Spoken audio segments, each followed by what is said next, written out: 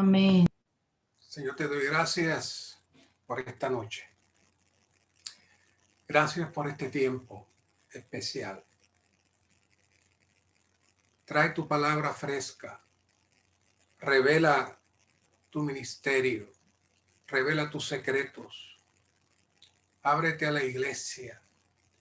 Ministra a tu iglesia. Danos un poco más de lo que tú ves, que nosotros no vemos. Presentamos este libro de Job nuevamente. Damos gracias por la oportunidad que hemos tenido de profundizar en este libro. La oportunidad de ver más en este libro. La oportunidad de entrar en nuestra experiencia a través de este libro.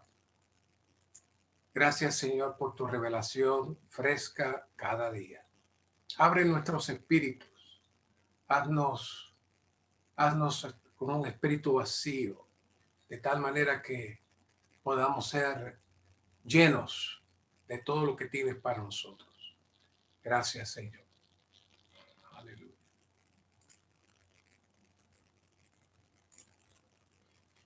Damos gracias al Señor esta noche, hermanos. Tenemos un mensaje maravilloso que esperamos poder compartir dentro de la gracia que el Señor suministre. El título del mensaje es un título largo. No obstante, como siempre le he mencionado, muchas ocasiones utilizamos el bosquejo directo, pero en otras ocasiones como en esta, dado que esta es la última semana que estaremos hablando de Job, vamos a tocar algunos puntos que sí están tocados en el bosquejo. Esencialmente es la misma carga, pero con muchas más ramificaciones para que ustedes tengan más herramientas esta semana en su profundizar en esta conferencia que se plasma en este estudio de esta semana. El título del bosquejo es La revelación divina intrínseca respecto al mover de Dios con y entre los hombres en el Antiguo Testamento y respecto al mover de Dios en el hombre en el Nuevo Testamento, con la finalidad de cumplir el deseo del corazón de Dios y satisfacer la necesidad que el hombre tiene delante de Dios. Básicamente el bosquejo está, el título del mensaje nos trabaja de la perspectiva del trabajo y el mover de Dios en el Antiguo Testamento, que era con el hombre, pero no en el hombre. Y ese mover con el hombre tiene toda una historia que nos va a llevar directamente a Job. El título de la palabra adicional que tenemos esta noche es el libro de Job como un anticipo de la revelación divina intrínseca en proceso de revelar su economía en el Nuevo Testamento. Es decir,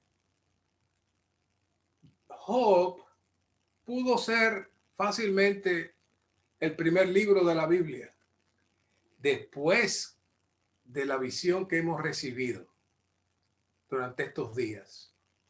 ¿Por qué decimos esto? Porque el libro de Job no solamente presenta la historia de Job, sino que presenta la historia suya y la historia mía. Así que aunque esta noche finalizamos las 7 semanas que hemos estado estudiando a Job, realmente Job no finaliza con nosotros, sino que hasta el fin de nuestros días estaremos experimentando la experiencia de Job en muchas maneras. Job fue un modelo perfecto, pero del árbol del conocimiento del bien y del mal. pero sin la experiencia real de estar en Dios. En ese sentido, ahí está parte del título del mensaje. El mover de Dios con y entre los hombres en el Antiguo Testamento. Había un mover de Dios con y entre los hombres.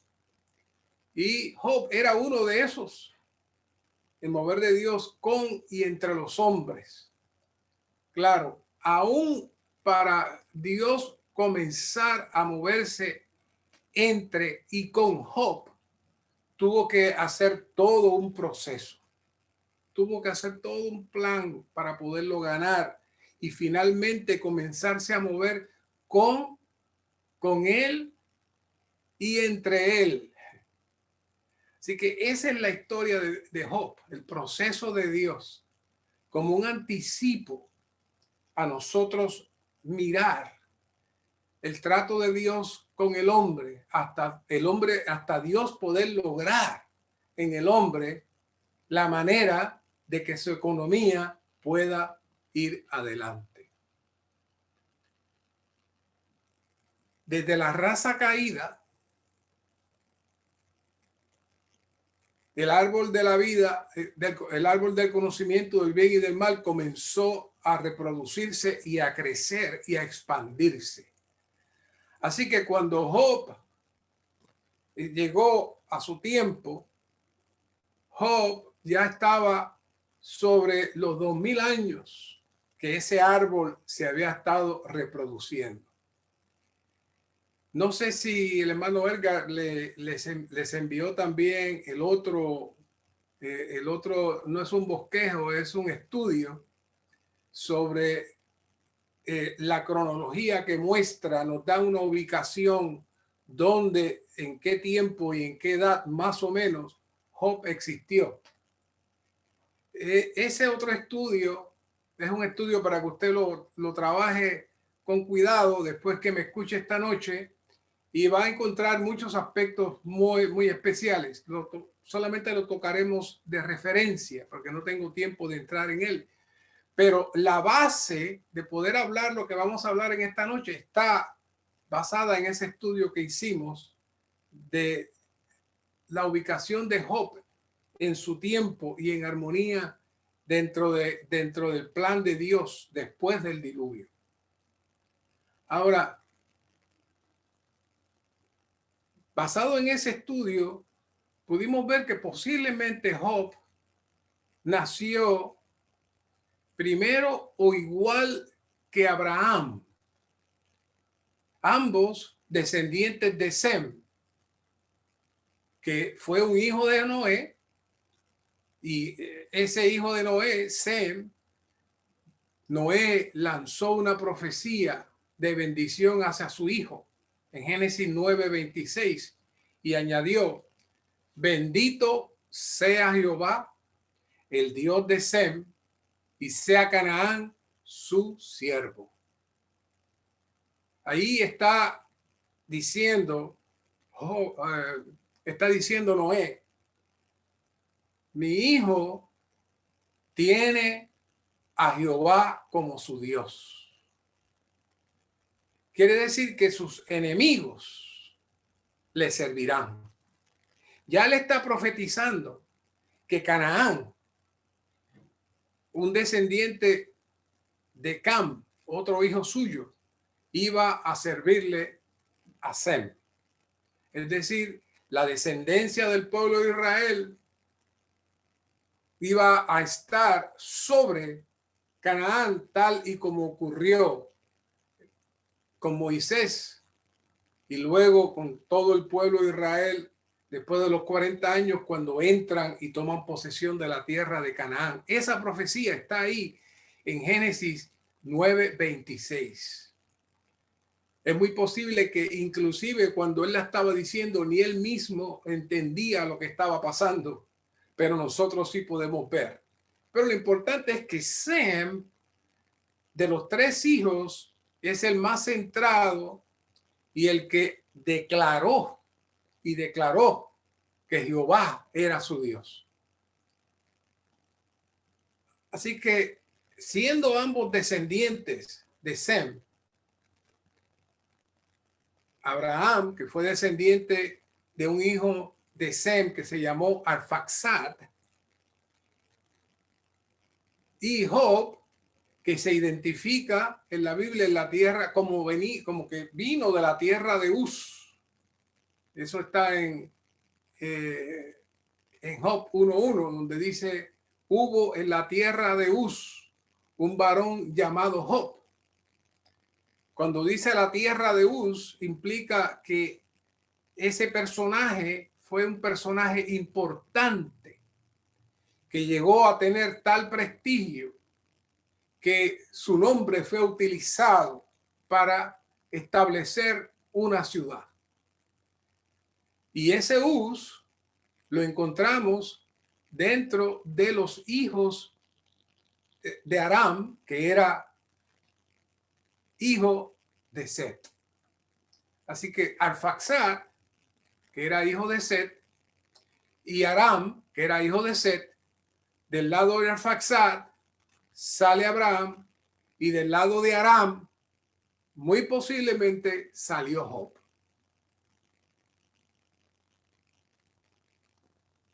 Tomando como base que Uz llegó a ser tan sobresaliente que llegó a tener una tierra que llevara su nombre, así que tenemos que llegar a la conclusión de que la misma tierra de Uz, que dice que donde salió Job, es el mismo personaje que menciona la Biblia, que es hijo de Aram, que a su vez es hijo de Set, el hijo de Noé. ¿Ven todo el plan? ¿Por qué es importante esto? Bueno, porque entonces podemos concluir que tanto Abraham como Job recibieron una línea de enseñanza en Dios. Recibieron un conocimiento en Dios. En medio de una situación de degradación extrema, en medio de la cuarta caída, que fue la Torre de Babel y la idolatría, de Sem se preservó una línea de personas que amaban al Señor, que amaban a Dios, respetaban a Dios y aún estaban llevando adelante los principios que Adán había dejado. Así que eso nos ubica a ambos dentro de esa sombrilla que fue este hijo de Noé. Ahora, la experiencia limitada de Job en su revelación de la economía de Dios se nota claramente en todo el libro de Job.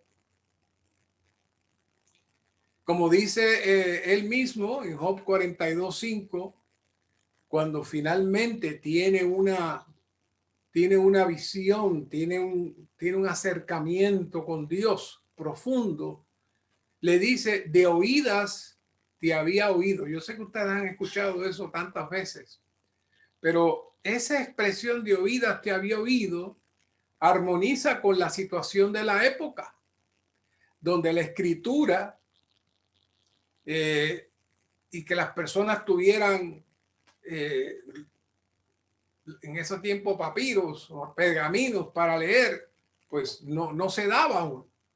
Así que la revelación divina se fue pasando de boca en boca y los descendientes escuchaban y repetían. Así que Job recibió lo que recibió desde sus antepasados, que le repitieron y él escuchó. Pero al final vemos que Job no solamente ahora estaba en una dimensión de haber escuchado sobre Dios, sino que ahora Dios estaba en una relación más cercana con él, y por eso él puede decir: ahora mis ojos te ven. Él tuvo una revelación mayor al final. Pero el hecho de que Job recibiera su orientación sobre Dios de esa manera provocó de seguro una, una, una, una percepción no muy clara del deseo de Dios, del propósito de Dios, de la carga de Dios. Una percepción supersticiosa, natural, aún en la manera de aplicar los aspectos más básicos de los sacrificios y los holocaustos, como veremos más adelante. Fíjense, la experiencia. Yo le hice esta pregunta a alguien hoy y no me la supo contestar. La pregunta que hice fue, díganme una persona que haya vivido en la tierra, aparte del Señor Jesús, que nunca experimentó o que no experimentó en alguna ocasión en su vida, o que vivió, mejor dicho, que vivió en un momento dado de su vida sin participar del árbol del conocimiento del bien y del mal. Claro, ahí usted está escrito, usted lo puede saber. Esa persona fueron Adán y Eva. Aparte de Jesucristo, que cuando su cuerpo humano fue formado y la naturaleza satánica fue sacada para que él pudiera tener un cuerpo de carne humano, pero sin la naturaleza satánica, quien único tuvo un cuerpo humano sin la experiencia del árbol del conocimiento del bien y del mal fueron Adán y Eva antes de la caída.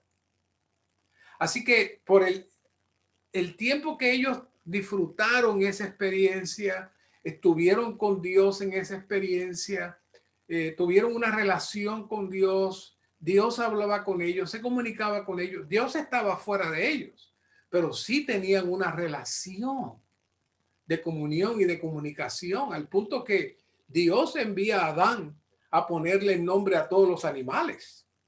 O sea que estaba en una relación de confianza con Dios, porque no había pecado en él. Así que podemos decir que aún después de la caída, Adán tuvo que haber compartido esa experiencia maravillosa de vivir sin pecado. Esa experiencia maravillosa de estar en armonía con Dios. Esa es la mejor predicación que pudo haber tenido Adán. Necesitamos regresar otra vez a esa experiencia. Yo la perdí, pero necesitamos regresar a esa experiencia.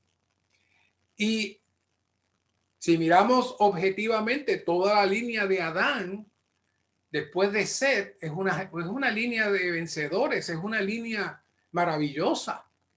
Personajes como Enos, como Enoc, como Noé y muchos otros, dados completamente al Señor, entregados completamente al Señor. ¿De dónde salió eso? La influencia de Adán. ¿Saben? En este estudio que les estoy mencionando, que ustedes tienen o tendrán en sus manos, se ve que Adán tuvo influencia por 8 generaciones. 8 generaciones. Eso es bastante. Es decir, que Adán fue uno de los abuelos más antiguos que existió. Tuvo muchos nietos. Pero no solamente que tuvo muchos nietos, él pudo sobreveer su descendencia hasta Lamec, el padre de Noé. Y Lamec, cuando sacamos los cálculos, tendría aproximadamente 56 años. Cuando murió Adán, que murió a los 930 años. ¿Por qué traemos esto? Porque toda esa palabra, toda esa orientación de Adán desde los holocaustos, desde la adoración a Dios, desde su experiencia de estar con un cuerpo, con un alma, con un espíritu sin pecado, en armonía con Dios, todo eso se fue pasando de generación en generación, de boca en boca, poco a poco, hasta llegar a Noé. Fue tan fuerte esa influencia que su padre, que su abuelo, Matusalén, Jared. Fue tan fuerte esa influencia que cuando Dios le habla a Noé, Noé hace una locura.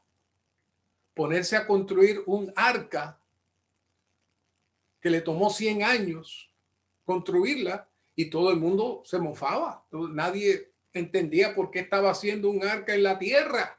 ¿Por qué? ¿De dónde salió esa convicción de Noé? Salió por sus antepasados que le administraron, le hablaron, lo infundieron, y cuando Dios habló con Noé, Noé tenía un corazón blando. Noé tenía un corazón blando. Así que de seguro Set anheló participar de la armonía que Adán le habló y comenzó a invocar el nombre, lo transmitió a su hijo y su hijo lo transmitió a otros y tenemos esa descendencia maravillosa. Pero la realidad es que ninguno de estos hombres pudo experimentar el vivir directo mediante el árbol de la vida. Fue un vivir indirecto y externo, que era la manera como Dios se comunicaba con el hombre en ese tiempo. Así que cuando llegamos a Job, quiere decir que ya estamos entrando 2300, 2400 años casi, en donde Job ha estado recibiendo toda esa línea desde Adán hasta después del diluvio. Y ya ustedes saben cómo son las cosas cuando se transmiten de boca en boca. Así que Job tuvo un conocimiento, él aprendió a temer a Dios, a honrar a Dios, pero no suficientemente claro, no con una visión completa del deseo y el plan de Dios con su vida. Visto de esa manera, no hay ningún problema. Nuestro problema es cuando al día de hoy nosotros nos parecemos a Job, no solamente por los tratos, sino también por nuestra falta de visión. Sino también porque aunque hemos tenido una experiencia y hemos escuchado la palabra, todavía no hemos entrado en una dimensión más profunda donde Dios se revele dentro de nosotros. Y entonces ahí sí que hay problemas. Con Job es justificado, con nosotros no es justificado. Evaluando el asunto de los holocaustos, es algo que quiero tomar un tiempecito, porque si miramos bien el asunto de los holocaustos, de la manera como lo vio Abraham y la manera como lo vio Job, nos damos cuenta de que aún quizás escuchando de una fuente que pudo ser la misma, Sem, la aplicación fue diferente. La palabra holocausto en esta nota dice literalmente aquello que asciende. Eso significa holocausto, aquello que asciende. Y denota algo que asciende a Dios. En tipología, este holocausto tipifica a Cristo, no principalmente como aquel que redimió al hombre de pecado, sino como aquel que lleva una vida perfecta y de absoluta entrega a Dios para su satisfacción. Vea esa definición. O sea que el holocausto tiene valor y Dios disfruta ese holocausto si el que se ofrece como holocausto lleva una vida perfecta de absoluta entrega a Dios y para la satisfacción de Dios. Y luego vamos a trabajar eso porque esa es la base de todo esto. Y como tal, y como quien tal, es en la vida que capacita al pueblo de Dios a manifestar tal vivir. Así que dándonos a Dios, presentándonos a Dios, Cristo se presentó a Dios como un sacrificio y ahí conocemos todo lo que está ahí detrás. Pero lo más que Dios ama de el sacrificio de Cristo es Cristo mismo en su ofrenda como holocausto. Esta ofrenda se convierte en el alimento de Dios que le trae disfrute, le trae satisfacción. Y esta ofrenda debía ofrecerse diariamente en la mañana y en la noche. Así que esta tipología Dios la preparó de tal manera que él pudiera ir preparando el camino para la realidad que vendría. Así que Dios tomó en consideración al hombre, es decir, lo tuvo en cuenta y se complació en él, no por algo bueno que el hombre hubiese hecho, sino en virtud del holocausto. Así que por eso vemos que el holocausto es tan consistente en el Antiguo Testamento, pero tiene una aplicación directa con nuestra vida. Dios no tiene otra manera de comunicarse con nosotros, de tener trato con nosotros, sino mediante el holocausto principal de todos los holocaustos, que es Cristo. Pero también vamos a ver que en el intermedio, aún en el Nuevo Testamento, hay otros holocaustos que Dios también espera y que tienen como base el holocausto principal. Fíjense que en Apocalipsis 13:8 dice: y la adorarán todos los moradores de la tierra, aquellos cuyos nombres no están escritos en el libro de la vida del Cordero que fue inmolado desde la fundación del mundo. Ese versículo está en conexión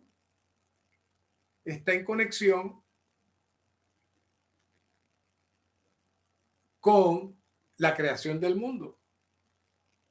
Claro, habría que ver dos aspectos.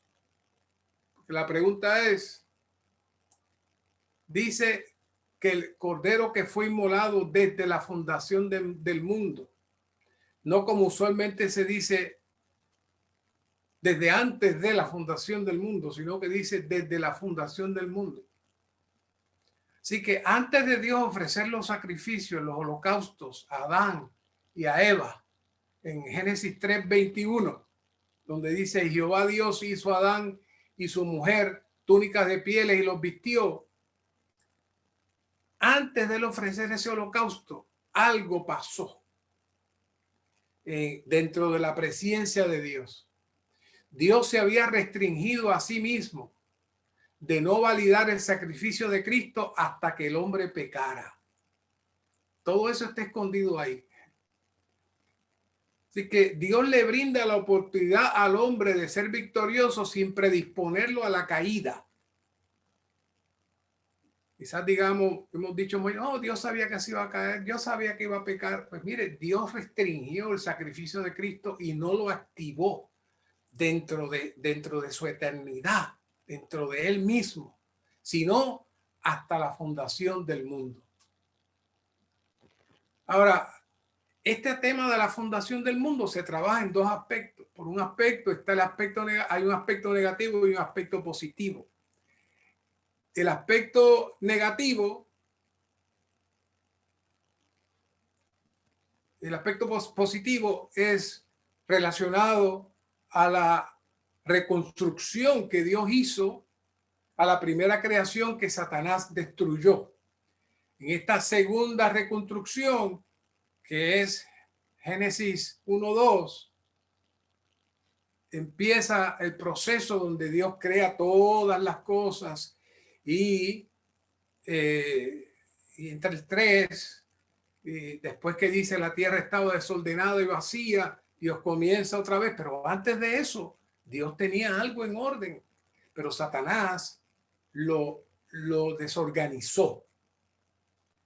Así que en cierta medida la creación del mundo comenzó con Adán. La creación del mundo Adán fue parte de esa creación del mundo. Pero por otro lado, también cuando Adán cae, hay otra creación del mundo, pero no del mundo físico, sino del cosmos satánico. Así que en ambos lados, cuando ya para la creación del mundo y ya para la creación del cosmos, entonces se actualiza Apocalipsis 13, donde se activa el poder de el Cordero inmolado. Vamos a leerlo otra vez. Y está hablando de la bestia, y la adorarán todos los moradores de la tierra, aquellos cuyos nombres no están escritos en el libro de la vida del Cordero, que fue inmolado desde la fundación del mundo. Ahí fue inmolado. Ahora, ¿por qué Dios activó? Dios activó el sacrificio de Cristo. Porque iba a comenzar Él a vestir al hombre, e iba a comenzar Él los sacrificios para que hubiera, ese sacrificio tuviera un valor en términos de lo que iba a acontecer. Todavía seguía siendo una sombra, pero era una sombra que tenía el peso dentro de Dios de lo que iba a acontecer. ¿Qué cosas pasaron en ese primer holocausto?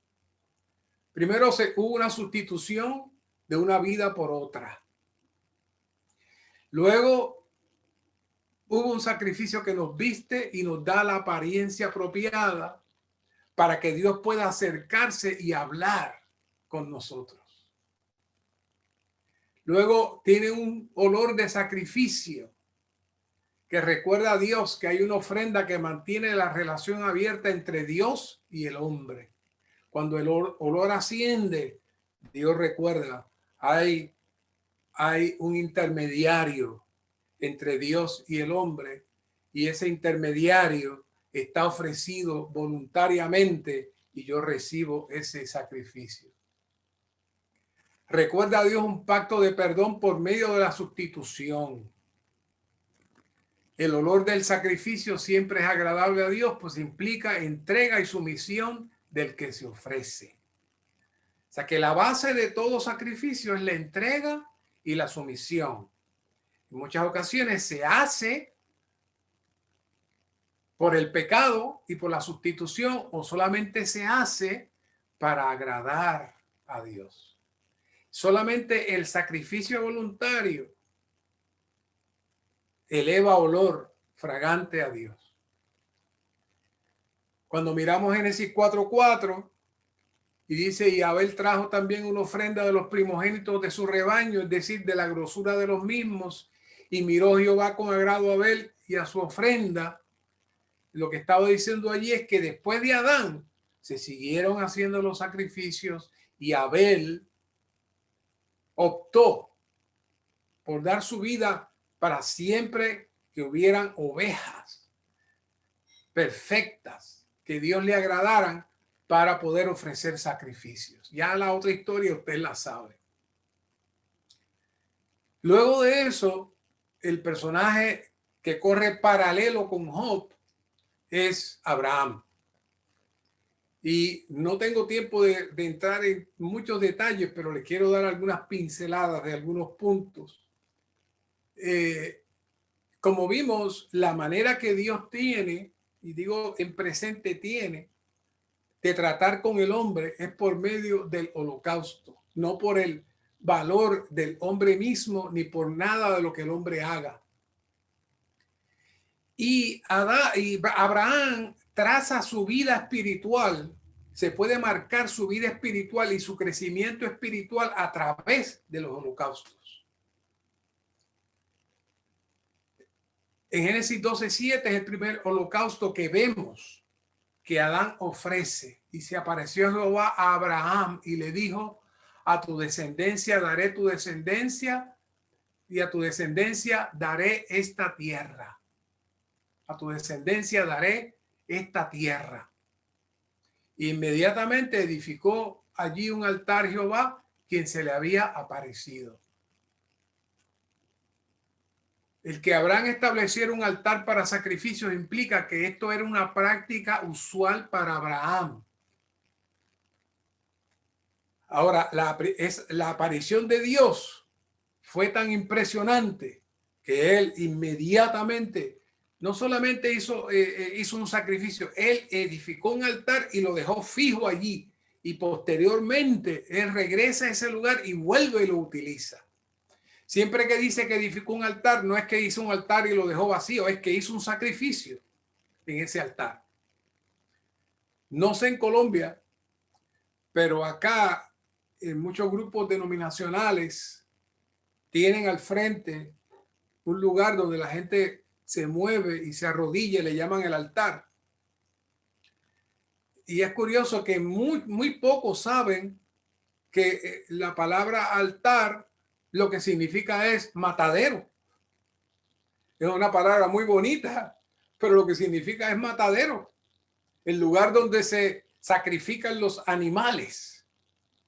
Así que no es un lugar muy placentero, ni un lugar para que usted repose y esté tranquilo. El único objetivo del altar es morir. Es una perspectiva completamente diferente. Por eso el altar realmente no se puede tener en un local de reunión. El altar, el Señor lo tiene puesto siempre para nosotros cada día de nuestra vida. Así que Abraham sí tenía una experiencia. Abraham sí tenía una experiencia. Inmediatamente que Dios se le aparece, él reaccionó a lo que había aprendido, a rendirle un sacrificio a Dios.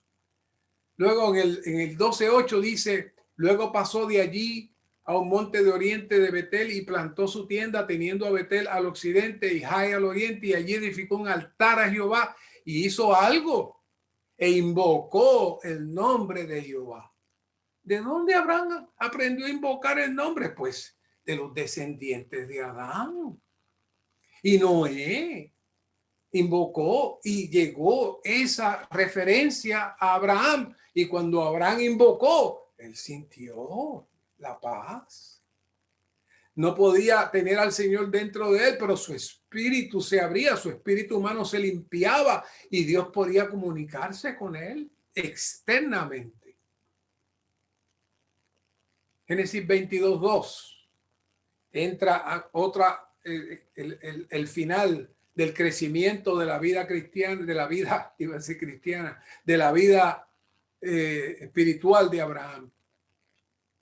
Porque cada uno de estos pasos, ya hay más sacrificios, pero escogí solamente unos cuantos. Cada uno de estos sacrificios hablan de una experiencia especial que Abraham tenía y él la mezclaba con el sacrificio y la invocación. Pero la prueba final, Génesis 22:2, y Dios le dijo, toma ahora tu hijo, tu único Isaac, a quien amas, vete a tierra de Moría y ofrécelo allí en holocausto sobre uno de los montes que yo te diré. Yo sé que a todos los padres que hemos leído esta historia nos remueve el corazón, porque sabemos que posiblemente no tenemos el corazón de Abraham de llegar a hacer lo que él hizo. Pero ¿qué estaba probando Dios? Dios estaba probando de una manera extrema a un hombre que iba a hacer un servicio extremo para Dios. Y Dios no podía utilizar cualquier hombre. Dios necesitaba un hombre con muchas debilidades, con muchas fallas, como vimos en varios capítulos de Génesis, pero con un corazón de obediencia absoluta para Dios. Y ya saben que él agarró la leña, se llevó su hijo, agarró el cuchillo y subió al monte, amarró su hijito. Y cuando levantó el cuchillo, ya sabemos la historia, el ángel le habló. Y entonces Génesis 22:13 dice, entonces alzó Abraham sus ojos y miró, y había detrás de él un carnero trabado por los cuernos en un matorral. Entonces fue Abraham, tomó el carnero y lo ofreció en holocausto en lugar de su hijo. Esa fue la prueba máxima de la experiencia cristiana medida por los holocaustos. ¿Qué es el holocausto? Es el ofrecer lo máximo que tenemos y lo mejor que tenemos para que Dios sea honrado. En este caso, Abraham estaba dispuesto a sacrificar a su hijo. Un tipo de Cristo muy hermoso, pero también necesitamos vernos en este ofrecimiento de holocaustos. ¿Qué pasó con Job? Job 1:4. Sus hijos iban y celebraban banquetes en sus casas, cada uno en su día, y enviaban a llamar a sus 3 hermanas para que comieran y bebieran con ellos. Y habiendo pasado el turno los días del banquete, Job enviaba por ellos y los santificaba, y levantándose muy de mañana ofrecía holocaustos conforme al número de todos ellos, porque decía Job: tal vez hayan pecado mis hijos y hayan maldecido a Dios en sus corazones. Esto mismo hacía Job siempre. ¿Dónde dice ahí que Job hacía sacrificios para agradar al Señor? No. ¿Dónde dice ahí que Job buscó lo mejor que tenía para que Dios fuera agradado con ese sacrificio? No. Job tenía una sola carga, una sola preocupación: sus hijos. Su preocupación no era Dios. Su preocupación no era servir a Dios, agradar a Dios, que subiera un olor fragante de una ofrenda de entrega. No, no, no. Su preocupación eran sus hijos. ¿Acaso no se parece a nosotros, no?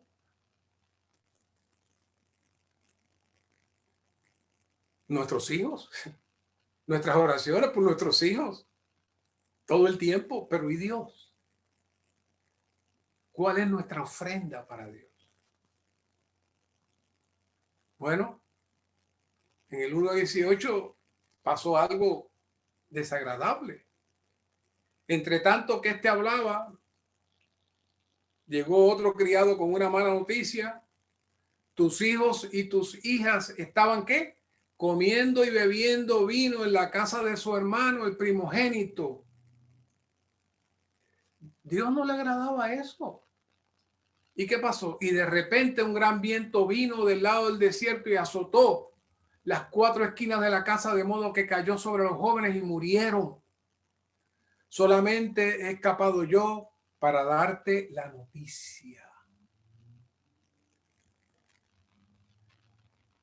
Dios no estaba escuchando las peticiones y los holocaustos de Job, porque realmente no estaban dentro del propósito y del plan de Dios.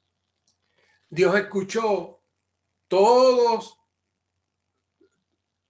recibió todos los holocaustos que Abraham le sirvió. Y fíjense a la inversa.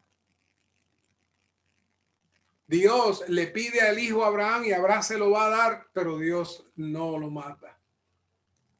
Dios no lo mata, porque él vio su corazón. Pero en el caso de Job fue a la inversa. Job estaba orando y pidiéndole con los sacrificios a Dios. Es decir, te estoy presentando este cordero, esta vaca, para que mira, para que no me mates mis hijos, para que no le causes daños a mis hijos. Estaba comprando a Dios con los holocaustos. No funciona así. No funcionaba así. A Dios no le interesaba ese holocausto. Así que Dios removió de Job con mucho dolor. Como padre que soy, con mucha tristeza, me identifico con él. Pero Dios removió de Job todo lo que era un impedimento y todo lo que obstaculizaba la relación con él.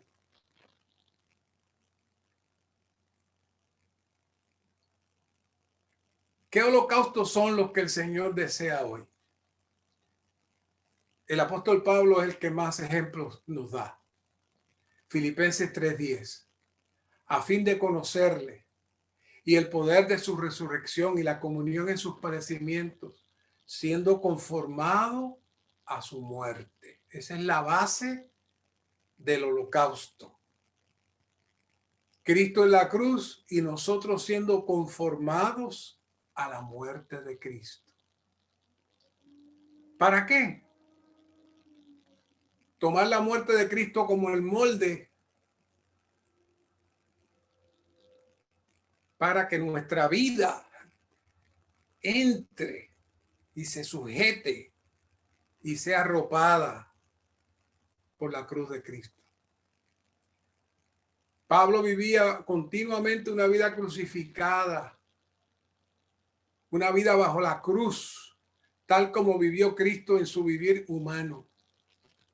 Mediante tal vida, el poder de resurrección de Cristo se experimenta y se expresa. El molde de la muerte de Cristo se refiere a la experiencia de Cristo de hacer morir continuamente su vida humana para poder vivir por la vida de Dios. ¿Cuál es el holocausto de hoy?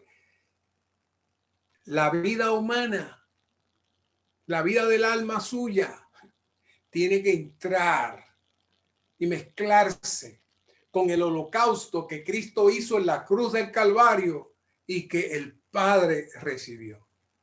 No es su holocausto personal. Usted está escondido en la cruz de Cristo y Cristo entonces lo incluye a usted en su vida en ese holocausto para el Padre y el Padre lo recibe. Por eso Pablo estaba claro que él necesitaba estar conformado. Es como cuando usted tiene un molde y pone masa en el molde y la masa se conforma al molde. Pablo se conformaba, entraba y se amoldaba a la cruz de Cristo. Pero esa cruz era el sacrificio y era el holocausto supremo. Pero resulta que Cristo no está solo. Nosotros estamos ahí en esa cruz y en ese proceso. Nuestra vida debe ser conformada a tal molde al morir nosotros a nuestra vida humana para vivir la vida divina. Ser conformado a la muerte de Cristo es el requisito para conocerle y experimentarle a él y también para conocer y experimentar el poder de su resurrección y la comunión de sus padecimientos. Por eso dice Pablo en Gálatas 2:20, con Cristo estoy juntamente crucificado, ya no vivo yo, mas vive Cristo en mí. Ese es el holocausto diario de Pablo, pero ese debe ser nuestro holocausto diario para Dios. Filipenses 2:17, y aunque sea derramado en libación sobre el sacrificio y servicio de vuestra fe, me gozo y regocijo con todos vosotros. ¿Qué está haciendo Pablo? Derramándose como parte del sacrificio. Cuando utilizamos la palabra sacrificio, no es como el sentido católico de un esfuerzo personal suyo para que haga unas cosas especiales más allá de lo que usted hace todos los días. No. El sacrificio es nosotros llegar al extremo de derramarnos, en este caso, por la iglesia, por el cuerpo de Cristo. Efesios 5:2. Y andad en amor como también Cristo nos amó y se entregó a sí mismo por nosotros. Y vuelve, ofrenda y sacrificio a Dios en olor fragante. Cristo se ofreció y era una ofrenda de holocausto. Pero ahora nosotros necesitamos participar de esa ofrenda de holocausto en nuestra vida diaria, durante todo el día, para que suba ese olor fragante a Dios. 2 Corintios 2:15, porque para Dios, ¿qué? Somos grato olor de Cristo en los que se salvan y en los que perecen, a estos olor de muerte para muerte, y a aquellos olor de vida para vida. Y para estas cosas, ¿quién es suficiente? Cristo es suficiente. Pero vea esto, hay dos olores que Dios percibe en la tierra: los olores de olor fragante de los que se salvan en Cristo y viven escondidos en Cristo y participan de la muerte de Cristo, pero también están el olor de muerte de los que se pierden. En Primera de Pedro 2:5, vosotros también como piedras vivas sois edificados como casa espiritual hasta ser un sacerdocio santo. ¿Para qué? Para ofrecer sacrificios espirituales aceptables a Dios por medio de Jesucristo. ¿Qué son esos sacrificios espirituales que nosotros como sacerdotes ofrecemos a Dios? Esos sacrificios espirituales es usted mismo, negándose, yendo a la cruz, muriendo a la vida del alma suya y permitiendo que el Señor sea el que se viva en usted. Esos son los sacrificios espirituales que el Señor acepta. Nada más. No que ore mucho, no que lea la Biblia mucho, no que predique mucho. Todo eso es bueno, pero el sacrificio es el que está relacionado con la muerte, como una ofrenda agradable a Dios por un testimonio apropiado para Dios. Hebreos 13:15, así que ofrezcamos siempre a Dios por medio de él sacrificio de alabanza, es decir, fruto de labios que confiesan su nombre. Y de hacer el bien y de la ayuda mutua, no os olvidéis, porque de tales sacrificios se agrada a Dios. Eso se puede malinterpretar muchísimo.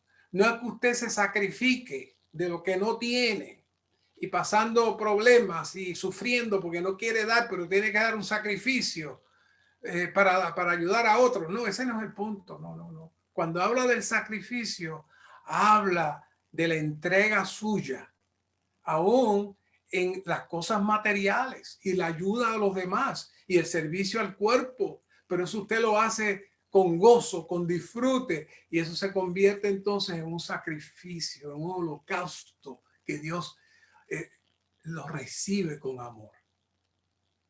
Así que los holocaustos no están lejos, están activos hoy, hermanos.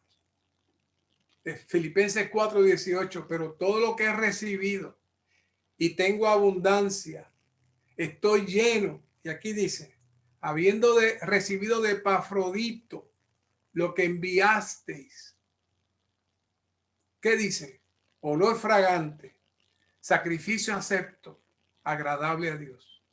Los hermanos en Filipenses quizás no estaban pensando en que ellos estaban ofreciendo un holocausto a Dios cuando estaban mandando las ofrendas a Pablo. Pero Pablo les hace notar, eso es un holocausto, porque ustedes dieron posiblemente de lo que no tenían y dieron lo poquito que tenían, y eso se convierte entonces en un holocausto, porque usted está negando su alma, usted está negando su beneficio personal, usted está sacrificándose usted para amor por los santos, para amor por la edificación, y entonces eso se convierte en olor fragante, sacrificio acepto. ¿No es maravilloso? Ahora, vean qué diferencia hay de la revelación de Job y sus holocaustos a esta revelación. Muy diferente, y llevo ya casi una hora hablando de los holocaustos. ¿Cuántas referencias? ¿Cuántas maravillas hay? Romanos 15:16, para ser ministro de Cristo Jesús a los gentiles, un sacerdote que labora, sacerdote del evangelio de Dios, para que los gentiles que sean ofrenda agradable, santificada por el Espíritu Santo, la predicación del evangelio, nuestro esfuerzo por los nuevos, cuidar los nuevos, sacrificar nuestro tiempo, nuestro dinero, eso se convierte en una ofrenda agradable, santificada por el Espíritu Santo. Qué maravilla. Así que dentro de esta semana que usted leerá, va a tocar este tema, y con esto terminamos. Sería muy triste que después de toda esta palabra, toda esta revelación, nosotros no estemos claros de la revelación actual del Señor. Así que vamos a hablar de los 5 pasos para que Cristo logre 5 resultados. 5 pasos para lograr 5 resultados. Tenemos, dice, El primero es la encarnación, el vivir humano, la crucifixión, la resurrección y la ascensión. Todos esos pasos los conocemos. De cada uno de esos podemos hablar un mensaje de 2 horas. De la encarnación de Cristo nada más, hablando del cuerpo que se teje en el vientre de María para producir un cuerpo sin pecado. Eso es una cosa maravillosa. Pero necesitamos saber, necesitamos entrar en la palabra, buscar cuál es el peso de la encarnación, cómo el cuerpo de Cristo, el cuerpo humano de Cristo durante su vida fue su cruz y su limitación. Y él desde antes de la cruz ya nos llevaba en ese cuerpo, pero también llevaba, ¿sabe qué? Llevaba la imagen de Satanás y la vivió, la tuvo, se restringió y hasta que finalmente la llevó a la cruz y la llevó a la muerte. La encarnación y el vivir humano de Cristo son 2 elementos que necesitamos orar para que Dios nos lo revele. Y la crucifixión, además de la regeneración, además de la redención, además de la justificación, además de la reconciliación, no se olvide, el paso máximo de la crucifixión es sacarnos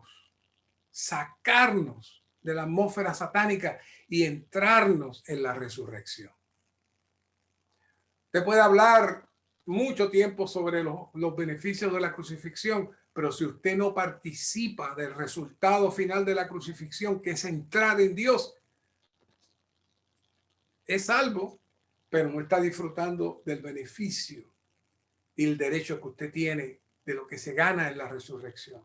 Y finalmente la ascensión, que es la culminación de todo este proceso donde el Señor recibe el Espíritu para ahora Él mismo venir a ser el Espíritu para impartirse y producir entonces el primer paso de los 5 resultados, que son la iglesia, eclesía, llamados a salir. Y no sé si en algún momento dado tendremos el tiempo de hablar de esa palabra, llamados a salir. Es maravilloso. Si quieren, hagan el ejercicio y busquen en el Nuevo Testamento en una concordancia la palabra llamados. ¿Cuántas veces la palabra llamados aparece? Llamados a ser santos, llamados a un llamamiento alto. Muchas veces el apóstol Pablo está utilizando la palabra llamado. ¿Por qué? Porque el llamado es el proceso del Señor sacarnos de la montaña de escombros, del caos satánico y entrarnos entonces en Él, en su dimensión. Eso es la iglesia. Eso es la iglesia. Si alguien no vive fuera del caos satánico y dice que está en la iglesia, está mintiendo, porque la iglesia es los que salen, los que fueron llamados a salir. Por eso en Mateo 16:18 dice, sobre esta roca edificaré a los que son llamados a salir. ¿Qué es eso? La iglesia. Pero el enemigo le da vueltas a la cosa al punto que las personas piensan en la iglesia como un edificio. Y ahora con esta pandemia muchos hermanos dicen, ay, yo quisiera regresar a las reuniones de la iglesia. O sea, las reuniones de Zoom no son reuniones de la iglesia, es en el edificio. Ahí sí, si no, no tiene valor eso. ¿Qué es eso? Eso es no ver que la iglesia es el cuerpo de Cristo. Es el nuevo hombre de la cual ha salido de la estructura de muerte. Y por eso el Señor nos está llamando a salir constantemente. Si usted piensa que solamente en el local de reunión es que usted siente algo allí, usted no ha visto la iglesia, usted está en su emoción.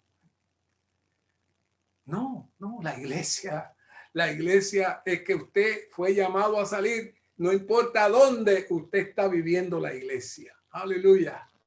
Y esa iglesia, en Efesios 2:14, dice que de los 2 pueblos hizo uno, derribó la pared intermedia y aboliendo en su carne la ley, los mandamientos, que produjo un solo y nuevo hombre. Ahora, ¿Saben cuándo Dios comenzó a producir ese nuevo hombre?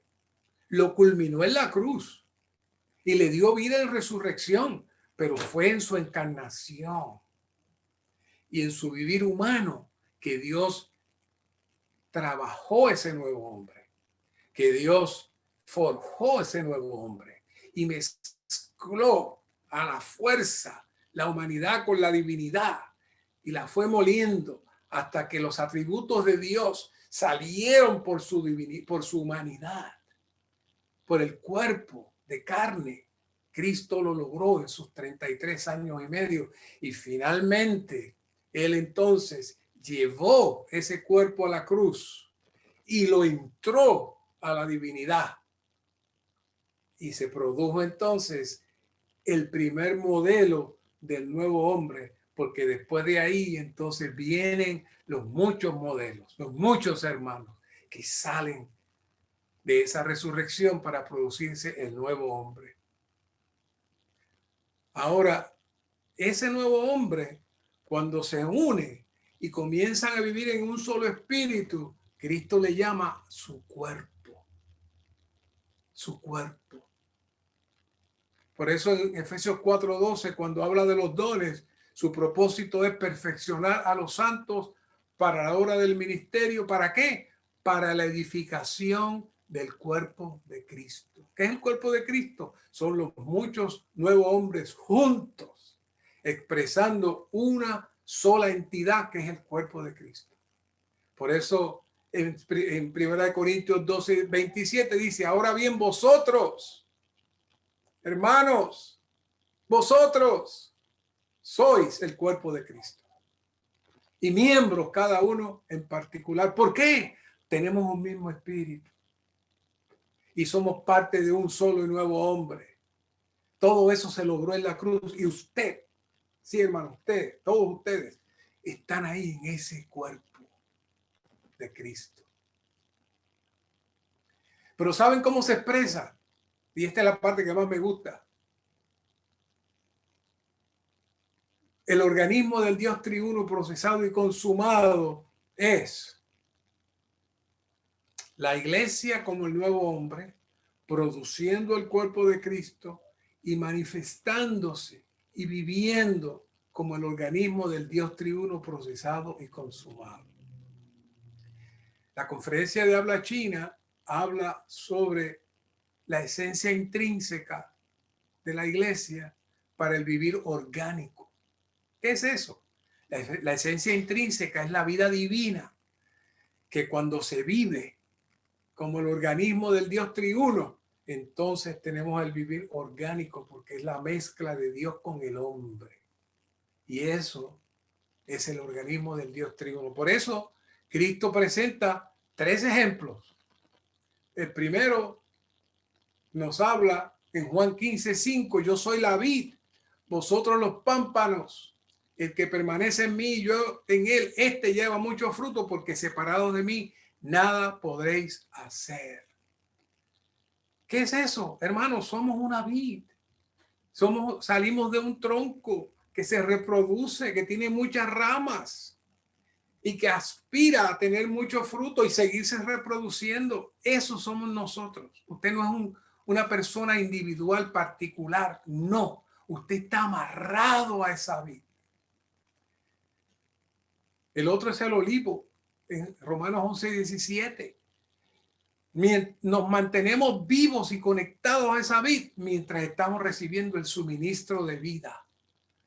Dice, pero si alguna de las ramas fueron desgajadas y tú, siendo olivo silvestre, has sido injertado entre ellas y viniste a ser copartícipes de la raíz de la grosura del olivo. La Reina Valera dice, de la rica savia del olivo. ¿Qué es la rica savia del olivo? La vida divina que fluye en nosotros mediante nuestro disfrute de la palabra, nuestro disfrute de las reuniones, el disfrute de la comunión con los santos, sale la rica savia del olivo.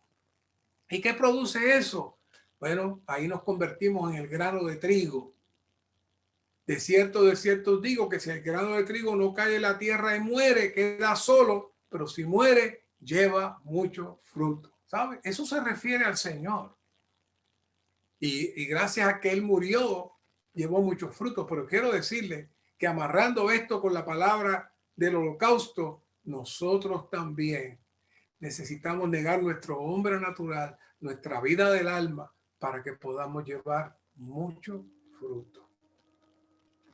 Y por él, y finalmente, todas estas 4 anteriores maravillas se consuman en la Nueva Jerusalén. Y vi la santa ciudad, la Nueva Jerusalén, descender del cielo de Dios, dispuesta como una novia ataviada para su marido. Hermanos, toda esta revelación que hemos dicho aquí en 15 minutos o menos, Job estaba bien carente. Abraham avanzó mucho en su revelación, pero aún se quedó muy carente. Pero nosotros, el Señor ha abierto los lugares celestiales. Lo que Cristo le decía a Nicodemo: si no me crees las cosas terrenales, ¿para qué te voy a decir las celestiales? Estas son las celestiales.